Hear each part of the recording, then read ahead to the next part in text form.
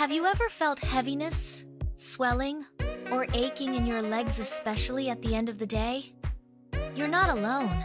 These could be signs of a condition called chronic venous insufficiency, or CVI, and it's more common than you think. Hi, I'm Dr. Lena, and in today's video, we're diving deep into the science of CVI, what it is, why it happens, and most importantly, how you can manage or even prevent it. Stay with me for the next 10 minutes. Your legs will thank you later.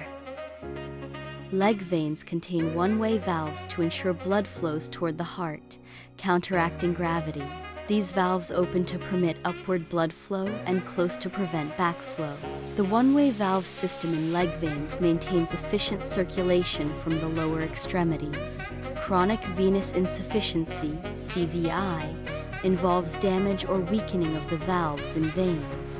Damaged valves no longer close properly, leading to backward blood flow. Backward blood flow results in blood pooling in the lower legs due to gravity. Blood pooling in the legs increases venous pressure. Increased venous pressure can lead to swelling and varicose veins.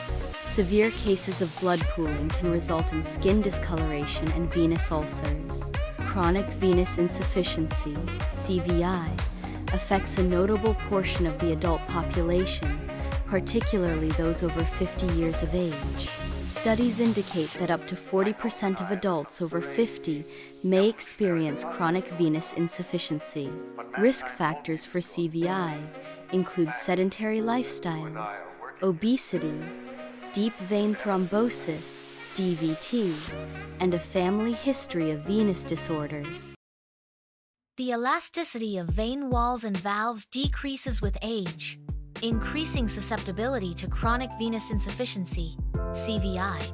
A family history of varicose veins, or CVI, indicates a genetic predisposition to venous insufficiency. Genetic factors can heighten the risk of developing venous insufficiency as individuals age. Prolonged sitting or standing, especially without calf muscle engagement, increases pressure in leg veins. Elevated venous pressure impairs the upward pumping of blood from the legs. Impaired blood pumping contributes to venous pooling and the development of chronic venous insufficiency, CVI. Excess body weight increases pressure on leg veins, hindering efficient blood flow. Increased pressure on leg veins exacerbates venous hypertension. Venous hypertension fosters conditions conducive to chronic venous insufficiency, CVI, and related complications. Hormonal fluctuations during pregnancy alter vein structure and function, increasing the risk of venous issues. Increased blood volume in pregnant women further contributes to venous changes and potential complications. Pregnancy-related venous changes may persist after childbirth, potentially leading to chronic venous problems. Previous episodes of deep vein thrombosis, DVT, can cause permanent damage to venous valves. Damage to venous valves results in post-thrombotic syndrome, a form of chronic venous insufficiency, CVI. Post-thrombotic syndrome arises from impaired venous function following DVT, leading to chronic venous hypertension. Chronic venous insufficiency, CVI, often starts with heaviness or aching in the legs. Prolonged standing or sitting exacerbates the discomfort associated with CVI. Impaired venous return causes increased pressure in the veins, leading to fatigue and unease in the legs. Swelling, or edema, is a common symptom of chronic venous insufficiency, CVI, primarily affecting the ankles and lower legs. Compromised veins struggle to efficiently pump blood back to the heart, leading to fluid accumulation in surrounding tissues. Fluid accumulation in the lower extremities is exacerbated by prolonged standing. Varicose veins are a visible sign of chronic venous insufficiency, CVI, characterized by their bulging and twisted appearance under the skin. These veins develop when valves within the veins become weakened or damaged. Weakened valves allow blood to pool and distend the vein walls, resulting in their characteristic appearance. In advanced chronic venous insufficiency, CVI, skin discoloration and thickening can occur near the ankles. Chronic inflammation and poor circulation lead to itchy or leathery skin changes in CVI. Venous ulcers, non-healing wounds, can form in advanced CVI, requiring specialized medical care. These symptoms tend to worsen over time without proper treatment. Calf muscles act as a peripheral heart, assisting venous return. Calf muscle contraction compresses veins, forcing blood upwards towards the heart. This upward blood flow overcomes gravity and facilitates circulation. Healthy veins contain one-way valves that prevent the backflow of blood. These valves open to allow blood to flow towards the heart. The valves close to prevent blood from flowing backward, ensuring unidirectional movement. Chronic venous insufficiency, CVI, occurs when venous valves become incompetent and fail to close properly. Valve failure in CVI allows blood to flow backward, increasing pressure within the veins.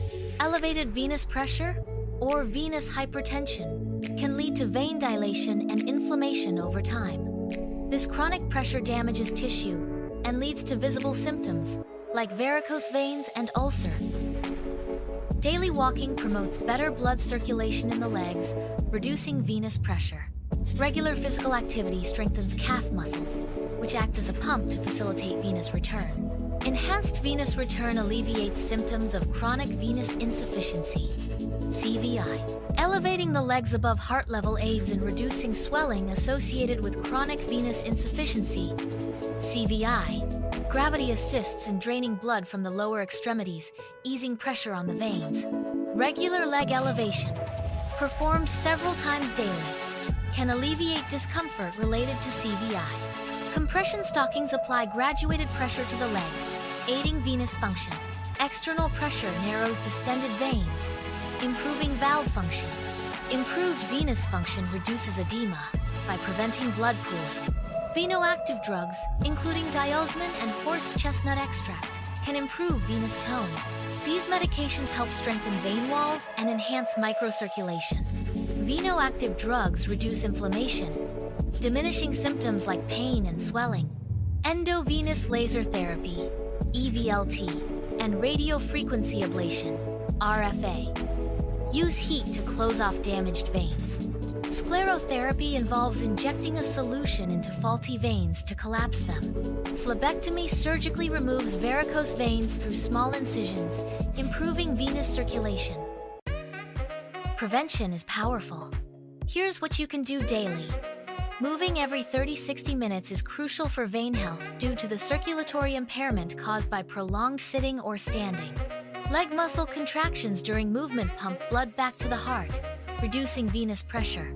Setting reminders to stand, stretch, or walk can significantly improve venous function throughout the day. Compression stockings provide external support to veins, particularly beneficial for individuals at risk for venous issues.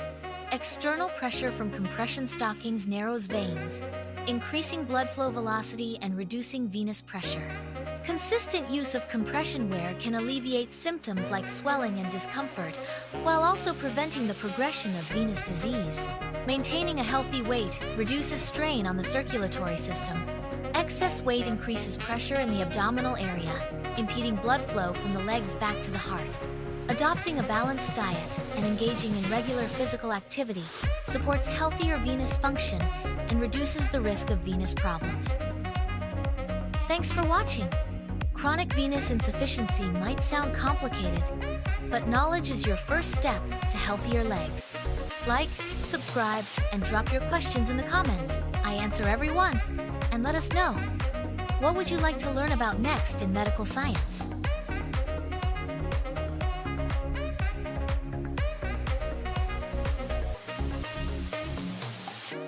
I don't deny there's some strange evolutionary process going on, but mankind won't be destroyed. The fact that you and I are working here today